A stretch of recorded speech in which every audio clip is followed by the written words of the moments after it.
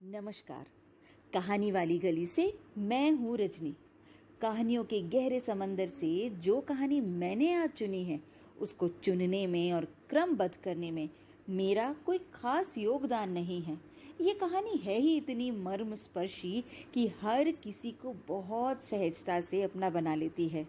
और इसके लेखक मुंशी प्रेमचंद जी के परिचय में कुछ भी कहने के मैं योग्य नहीं हूँ। इसीलिए नहीं कि ऐसा कहना कूल लगता है, बल्कि इसीलिए कि मुझे साहित्य के समंदर में अभी और डूबना है और समय के लिए इन लहरों से टकराना है। बहरहाल, मुंशी जी के बारे में एक बात मैं आपसे कहना चाहूँगी जो मेरी गुरुजी ने मुझसे साझा की। वे कहती हैं कि मुंशी जी जैसा मनोवैज्ञानिक लेखक साहित्य जगत में दूसरा कोई नहीं है। मानव मन को पढ़ने का उनसे बेहतर काम कोई और नहीं जानता, चाहे वो मन एक बच्चे का हो, एक किसान का या एक बूढ़ी काकी का। मुंशी जी ने हमेशा बहुत ही खूबसूरती से जीवन की हर आपाधापी को, हर उधेड़ बुन को बहुत ही सहजता से, सरलता से और एक सुंदर व्यंग के तरीके से कहानी का रूप दे दिया। जो समा आज है 100 साल पहले भी वही था और उसके पहले भी शायद सदियों से यही चला आ रहा है। पर मुंशी जी की कहानियों में जब उन चीज़ों को पढ़ो, उन जुमलों को पढ़ो तो ऐसा लगता है कि जिंदगी फिर से मुस्कुरा उठी है। तो चलिए, मुंशी जी की सुप्रसिद्ध कहानी बड़े घर की बेटी आज हम पढ़ना शुरू करते हैं। कहानी बड़े घर की बेटी। बैनी माधव सिंह गौरीपुर गांव के जमींदार और नंबरदार थे। उनके पितामह किसी समय बड़े धन्य धान्य से संपन्न थे। गांव का पक्का तालाब और मंदिर, जिसकी अब मरम्मत भी मुश्किल थी, उन्हीं के कीर्ति स्तंभ थे। कहते हैं कि जिस दरवाजे पर हाथी झूमता था, अब उसकी जगह एक बूढ़ी भैंस थी, जिसके शरीर में अस्थि पंजर के सिवा और कुछ शेष न था। पर दूध शायद बहुत देती थी, क्योंकि एक ना एक आदमी हांडी लिए उसके सर पर सवार ही रहता था। बैनी माधव सिंह अपनी आधी से अधिक संपत्ति वकीलों को भेंट कर चुके थे। उनकी वर्तमान आय 1000 रुपये वार्षिक से अधिक न थी। ठाकुर साहब के 2 बेटे थे। बड़े का नाम था श्रीकंठ सिंह। उसने बहुत दिनों के परिश्रम और उद्योग के बाद BA की डिग्री प्राप्त की थी। एक दफ्तर में नौकर था। छोटा बेटा लाल बिहारी सिंह दोहरे बदन का सजीला जवान था। भरा हुआ मुखड़ा, चौड़ी छाती, भैंस का 2 सेर ताजा दूध वह सुबह उठकर सवेरे ही पी जाता था। श्रीकंठ की दशा बिल्कुल विपरीत थी। इन नेत्र प्रिय गुणों को उन्होंने BA इन्हीं 2 अक्षरों पर न्योछावर कर दिया था। इन 2 अक्षरों ने उनके शरीर को निर्बल और चेहरे को कांतिहीन बना दिया था। इसी से वैदिक ग्रंथों पर उनका विशेष प्रेम था। आयुर्वेदिक औषधियों पर उनका अधिक विश्वास था। शाम सवेरे उनके कमरे से प्रायः खरल की मधुर कंठ मधुर ध्वनि सुनाई दिया करती थी। लाहौर और कलकत्ते के वैद्यों से बड़ी लिखा पड़ी रहती थी। श्रीकंठ इस अंग्रेजी डिग्री के अधिपति होने पर भी अंग्रेजी सामाजिक प्रथाओं के विशेष प्रेमी न थे, बल्कि वे बहुधा बड़े जोर से इसकी निंदा और तिरस्कार किया करते थे। इसी से गांव में उनका बड़ा सम्मान था। दशहरे के दिनों में वह बड़े उत्साह से रामलीला कराते और स्वयं किसी न किसी पात्र का पाठ लेते। गौरीपुर में रामलीला के वही जन्मदाता थे। प्राचीन हिंदू सभ्यता का गुणगान उनकी धार्मिकता का प्रधान अंग था। सम्मिलित कुटुंब के तो वो एकमात्र उपासक थे। आजकल की स्त्रियों को कुटुंब में मिलजुल कर रहने की जो अरुचि होती है, उसे वह जाति और देश दोनों के लिए हानिकारक समझते थे। यही कारण था कि गांव की ललनाएं उनकी निंदक थी। कोई कोई तो उन्हें अपना शत्रु समझने में भी संकोच न करती थी।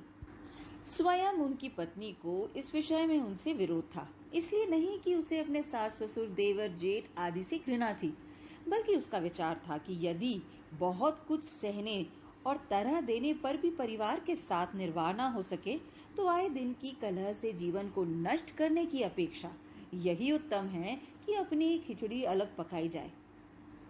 आनंदी आनंदी एक बड़े उच्च कुल की लड़की थी। उसके बाप एक छोटी सी रियासत के तालुकेदार थे। विशाल भवन, एक हाथी, 3 कुत्ते, बाज, बहरी शिकरे, झाड़ फानुस, ऑनरेरी मजिस्ट्रेट और ऋण, जो एक प्रतिष्ठित तालुकेदार के भोग्य पदार्थ थे, वे सभी यहाँ विद्यमान थे। नाम था भूप सिंह। बड़े उदार चित्त और प्रतिभाशाली पुरुष थे, पर दुर्भाग्य से एक लड़का भी न था। 7 लड़कियां हुईं और देव योग से सब की सब जीवित रहीं। पहली उमंग में तो उन्होंने 3 ब्याह दिल खोल के किए, पर 15-20 हजार रुपए का कर्ज सर पर हो गया तो आंखें खुली, हाथ समेट लिए। आनंदी चौथी लड़की थी। वह अपनी सब बहनों में अधिक रूपवती और गुणवती थी। इससे ठाकुर भूप सिंह उसे बहुत प्यार करते थे। सुंदर संतान को कदाचित ही उसके माता पिता भी अधिक चाहते हैं। ठाकुर साहब बड़े धर्म संकट में थे कि इसका विवाह कहाँ करें। ना तो यही चाहते थे कि ऋण का बोझ बढ़े, और ना यह स्वीकार था कि वो अपने आप को भाग्यहीन समझे।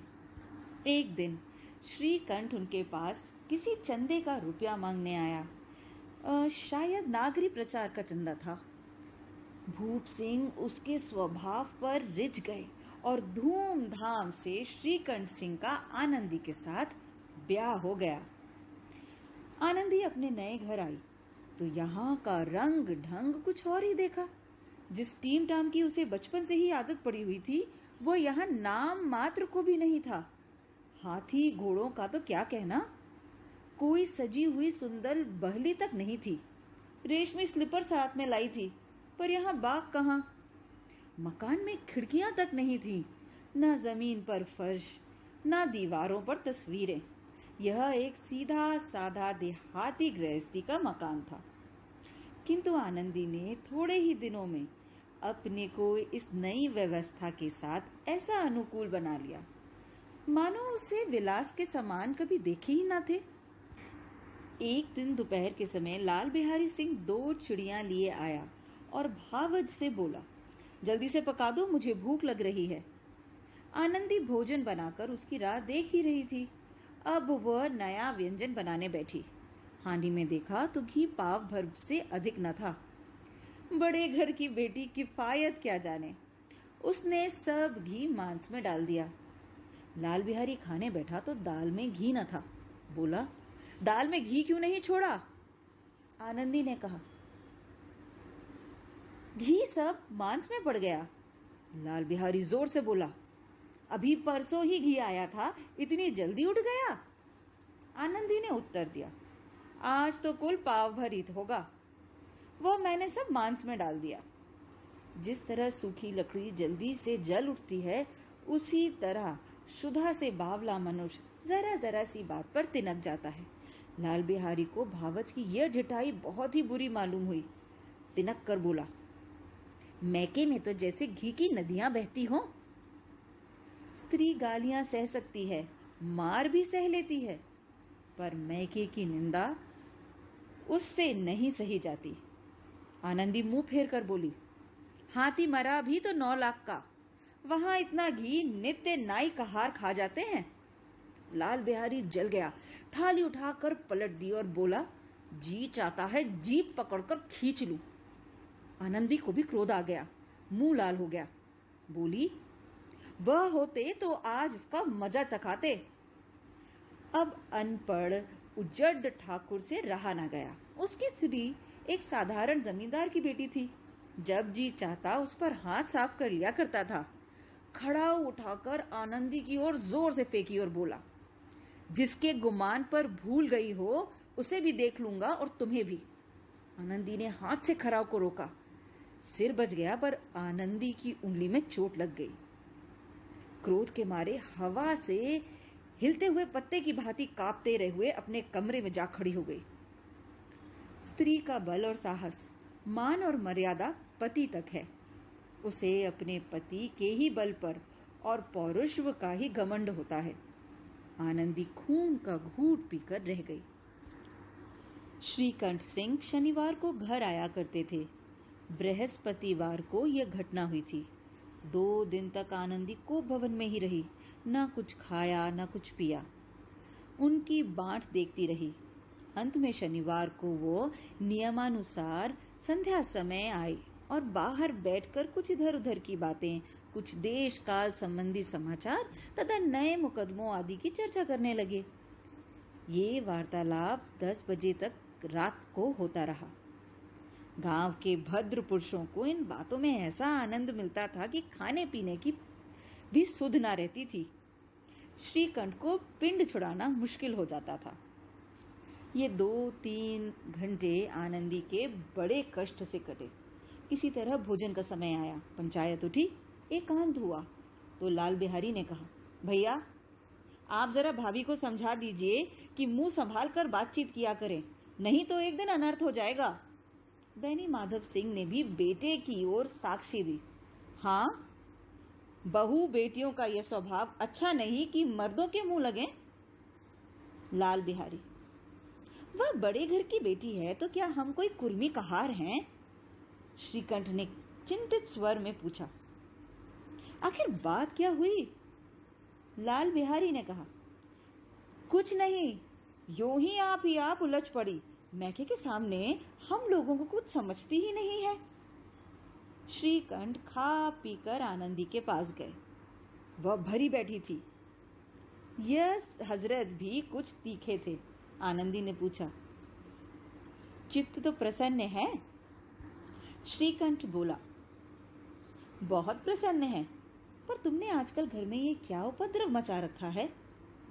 आनंदी की थ्योरी पर बल चढ़ गए। झुंझलाहट के मारे बदन में ज्वाला सी दहक उठी। बोली, जिसने तुमसे यह आग लगाई है उसे पाऊं मुंह झुलसा दूं? श्रीकंठ बोला, इतनी गर्म क्यों हो रही हो? बात तो कहो। आनंदी, क्या कहूं? ये मेरे भाग्य का फेर है, नहीं तो गवार छोकरा जिसको चपरासीगिरी करने का भी शरूर नहीं, मुझे खड़ाऊ मारकर यूं ना करता। श्रीकंठ, सब हाल साफ साफ कहो तो मालूम हो, मुझे तो कुछ पता ही नहीं। आनंदी, परसों तुम्हारे लाडले भाई ने मुझसे मांस पकाने को कहा कि हांडी में पाव भर से अधिक ना था। वह सब मैंने मांस में डाल दिया। जब खाने बैठा तो कहने लगा, दाल में घी क्यों नहीं डाला? बस इसी पर मेरे बैके को बुरा भला कहने लगा। मुझसे भी ना रहा गया। मैंने कहा कि वह इतना घी तो वहां नित्य नाई कहार खा जाते हैं और किसी को जान भी नहीं पड़ता। बस इतनी सी बात पर ये अन्यायी ने मुझ पर खड़ाऊ फेंक मारी। यदि हाथ से ना रोकती तो सर फट जाता। उसी से पूछो मैंने जो कुछ कहा वो सब सच है या झूठ? श्रीकंठ की आंखें लाल हो गई। बोले, यहां तक हो गया इस छोकरे का ये साहस? आनंदी स्त्रियों के स्वभावानुसार रोने लगी, क्योंकि आंसू उनकी पलकों पर रहते हैं। श्रीकंठ बड़े धैर्यवान और शांत पुरुष थे। उन्हें कदाचित ही कभी क्रोध आता था। स्त्रियों के आंसू पुरुष की क्रोधाग्नि भड़काने में तेल का काम कर देते हैं। रात भर करवटें बदलते रहे। उद्विग्नता के कारण पलक तक नहीं झपकी। प्रातःकाल अपने बाप के पास जाकर बोले, दादा अब इस घर में मेरा निर्वाह ना होगा। इस तरह की विद्रोह पूर्वक बातें कहने पर श्रीकंठ ने कितने बार अपने कई मित्रों को आड़े हाथों लिया था, परंतु दुर्भाग्य आज उन्हें स्वयं वे ही बातें अपने मुख से कहनी पड़ी। दूसरों को उपदेश देना भी कितना सहज होता है। बैनी माधव सिंह घबरा उठे और बोले, क्यों? श्रीकंठ, इसलिए कि मुझे भी अपनी मान प्रतिष्ठा का कुछ विचार है। आपके घर में अब अन्याय और हठ का प्रकोप हो रहा है। जिनको बड़ों का आदर सम्मान करना चाहिए वे उनके सर पर चढ़ते हैं। मैं दूसरे का नौकर ठहरा, घर पर रहता नहीं। यहाँ मेरे पीछे स्त्रियों पर खड़ाऊ और जूतों की बौछार होती है। कड़ी बात तक चिंता नहीं, कोई एक कहे तो 2 कह ले। वहां तक मैं सह लूंगा, किंतु यह कदापि नहीं सह सकता कि मेरे ऊपर लात घूसे पड़े और मैं दम ना मारूं। बैनी माधव सिंह को जवाब न दे सके। श्रीकंठ सदैव उनका आदर करते थे। उसके ऐसे तेवर उन्होंने कभी ना देखे थे। बूढ़ा ठाकुर ये देखकर अवाक रह गया। केवल इतना ही बोले, बेटा, तुम बुद्धिमान होकर ऐसी बातें करते हो। स्त्रियां इस तरह घर का नाश कर देती हैं। उनको बहुत सर चढ़ाना नहीं चाहिए। श्रीकंठ, इतना मैं भी जानता हूं, आपके आशीर्वाद से ऐसा मूर्ख नहीं हूं। आप स्वयं जानते हैं कि मेरे ही समझाने बुझाने से इसी गांव में कई घर संभल गए। पर जिस स्त्री की मान प्रतिष्ठा का ईश्वर के दरबार में मैं उत्तरादाता हूं, उसके प्रति ऐसा घोर अन्याय और पशुत्व व्यवहार मुझे असह्य है। आप सच मानिए, मेरे लिए यही कुछ कम नहीं कि लाल बिहारी को कोई दंड नहीं दे रहा।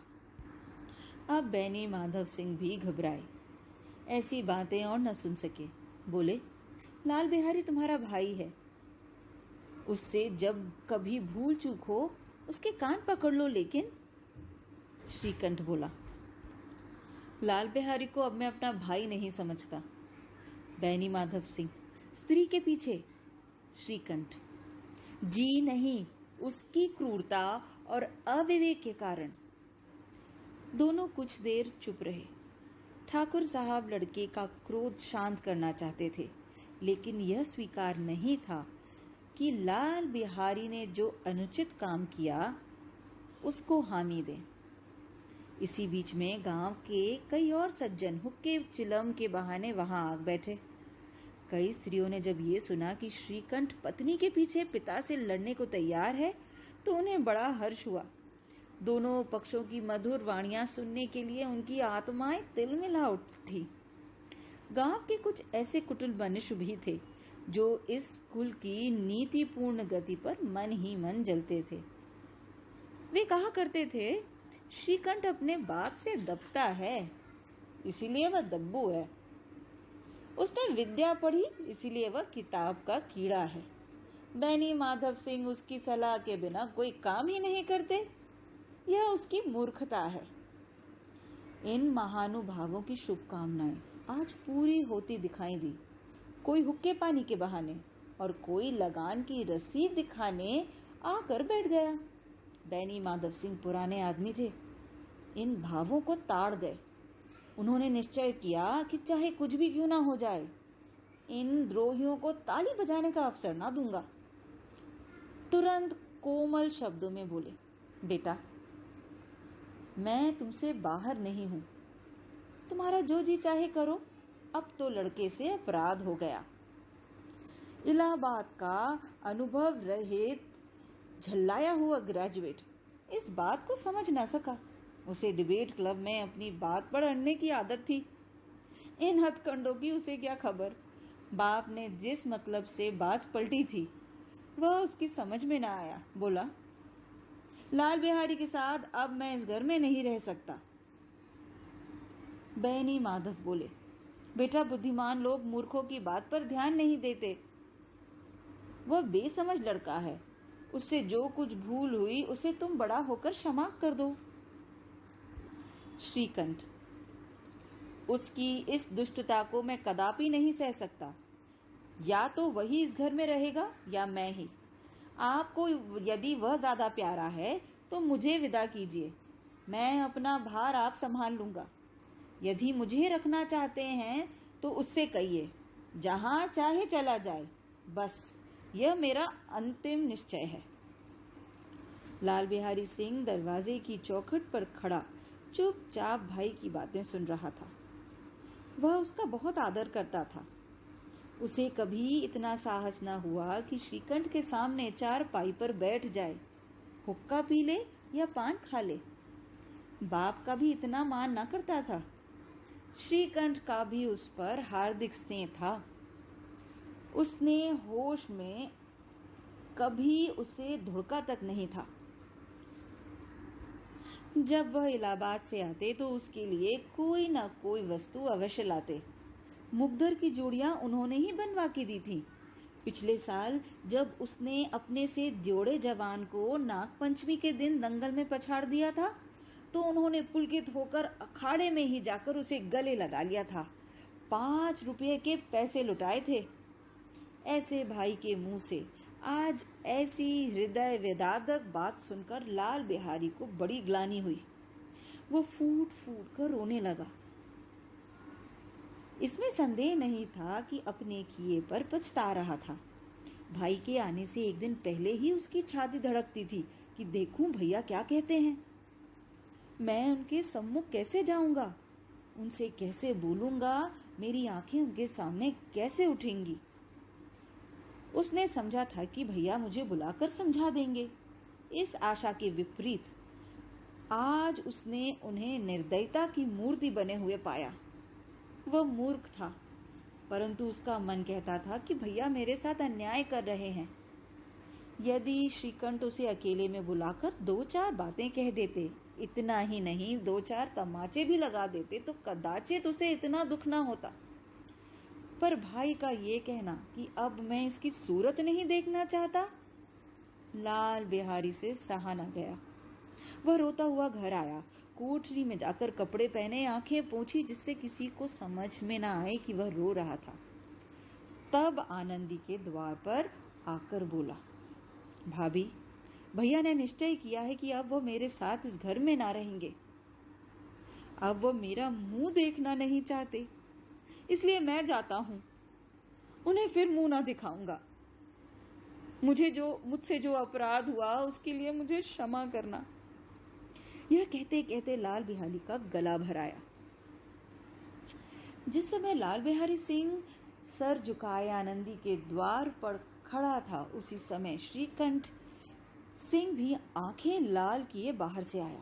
भाई को खड़ा देखा तो घृणा से आंखें फेर ली और कतरा कर निकल गया, मानो उसकी परछाई से भी दूर भागता हो। आनंदी ने लाल बिहारी की शिकायत तो की थी, लेकिन अब मन में पछता रही थी कि क्योंकि वह स्वभाव से ही दयावती थी। उसे इसका तनिक भी ध्यान न था कि बात इतनी बढ़ जाएगी। वो मन में अपने पति को झुंझला रही थी कि ये इतने गर्म क्यों हो रहे हैं। उस पर यह भय भी लगा हुआ था कि कहीं मुझसे इलाहाबाद चलने को ना कहें, तो कैसे क्या करूंगी। इस बीच में जब उसने लाल बिहारी को दरवाजे पर खड़ा ये कहते हुए सुना कि अब मैं जाता हूं, मुझसे जो अपराध हुआ क्षमा करना, तो उसका रहा सहा क्रोध भी पानी हो गया। वह रोने लगी। मन का मैल धोने के लिए नयन जल से उपयुक्त और कोई वस्तु नहीं है। श्रीकंठ को देखकर आनंदी ने कहा, लाला बाहर खड़े हैं, रो रहे हैं। श्रीकंठ, तो मैं क्या करूं? आनंदी, भीतर बुला लो, मेरी जीभ में आग लगे, मैंने कहां से ये झगड़ा उठाया। श्रीकंठ, मैं ना बुलाऊंगा। आनंदी, पछताओगे, उन्हें बहुत ग्लानि हो रही है, ऐसा ना हो कहीं चल दे। श्रीकंठ ना उठा। इतने में लाल बिहारी ने फिर कहा, भाभी, भैया को मेरा प्रणाम कह दो। वह मेरा मुंह नहीं देखना चाहते, इसलिए मैं भी अब अपना मुंह उन्हें ना दिखाऊंगा। लाल बिहारी इतना कहकर लौट पड़ा और शीघ्रता से दरवाजे की ओर बढ़ा। अंत में आनंदी कमरे से निकली और उसका हाथ पकड़ लिया। लाल बिहारी ने पीछे फिरकर देखा और आंखों में आंसू भरे बोला, मुझे जाने दो। आनंदी बोली, कहां जाओगे? लाल बिहारी, जहां मेरा कोई मुंह ना देखे। आनंदी, मैं ना जाने दूंगी। लाल बिहारी बोला, मैं तुम लोगों के साथ रहने योग्य नहीं हूं। फिर आनंदी बोली, तुम्हें मेरी सौगंध अब एक पग भी आगे ना बढ़ाना। लाल बिहारी बोला, जब तक मुझे ये ना मालूम हो जाए कि भैया का मन मेरी तरफ से साफ हो गया है, तब तक मैं इस घर में कदापि ना रहूंगा। आनंदी बोली, मैं ईश्वर को साक्षी देकर कहती हूं कि तुम्हारी ओर से मेरे मन में तनिक भी मलाल नहीं रहा। अब नीलकंठ का हृदय भी पिघल गया। उन्होंने बाहर आकर लाल बिहारी को गले लगा लिया। दोनों भाई खूब फूट फूट कर रोए। लाल बिहारी ने सिसकते हुए कहा, भैया अब कभी मत कहना कि तुम्हारा मुंह न देखूंगा। इसके सिवा आप जो दंड दो मैं सहर्ष स्वीकार कर लूंगा। श्रीकंठ ने कांपते हुए स्वर में कहा, लल्लू इन बातों को बिल्कुल भूल जाओ। ईश्वर चाहेंगे तो फिर ऐसा अवसर दोबारा ना आएगा। बैनी माधव सिंह बाहर से आ रहे थे। दोनों भाइयों को गले मिलते हुए देखकर आनंद से प्रफुल्लित हो गए। बोल उठे, बड़े घर की बेटियां ऐसी ही होती हैं, बिगड़ता हुआ काम बना लेती हैं। गांव में जिसने ये वृतांत सुना, उसी ने इन शब्दों से